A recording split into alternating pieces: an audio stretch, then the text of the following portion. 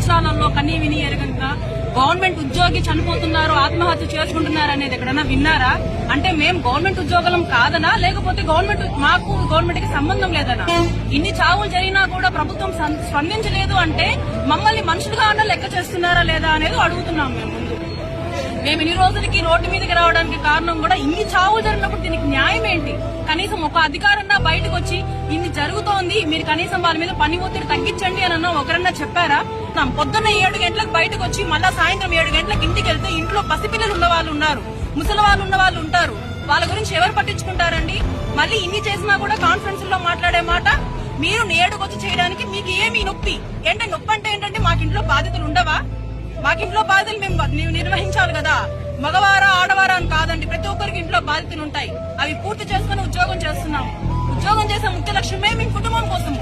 అట్లాంటి కుటుంబం పట్టించుకోకుండా ఉద్యోగాలు చేయమంటే మా కుటుంబాన్ని ఎవరు చూసుకుంటారండి? మీరు చూసుకుంటున్నారా? ఇన్ని చేసినానికి కూడా అండి బతకడానికి నేను ఉద్యోగం చేస్తున్నాను. మేము రాజకీయాలకి ఏ పార్టీకి మేము చేయడం లేదు, దేనికి అగైనెస్ట్ కాదు. మేము కేవలం ఒక పౌరులుగా ఫస్ట్ ఆఫ్ ఆల్ మేము ఫైట్ చేస్తున్నాము, తర్వాత గవర్నమెంట్ ఉద్యోగులుగా ఫైట్ చేస్తున్నాము. మా బాధ ఇప్పటికైనా మీ వరకు చేరితే పని సర్వే చేస్తామండి, కానీ దానికంటే ఒక టైం లిమిట్ ఉంది కదా. ఎమర్జెన్సీలు నడుస్తున్నాయా, లేకపోతే ఏమైనా వరదలు వచ్చి కొట్టుకొని పోతున్నాయా? లేదు కదా, చేస్తాము. కానీ దానికంటే ఒక లిమిట్ ఉంటుందండి. హ్యూమన్ రైట్స్ లో మాకు కూడా ఎంప్లాయీ ఇన్ని పని వేళలే ఉన్నాయనేసి ఉంది కదా, అది మాకెందుకు వర్తించడం లేదు? దాన్ని నేను ప్రశ్నిస్తున్నాను.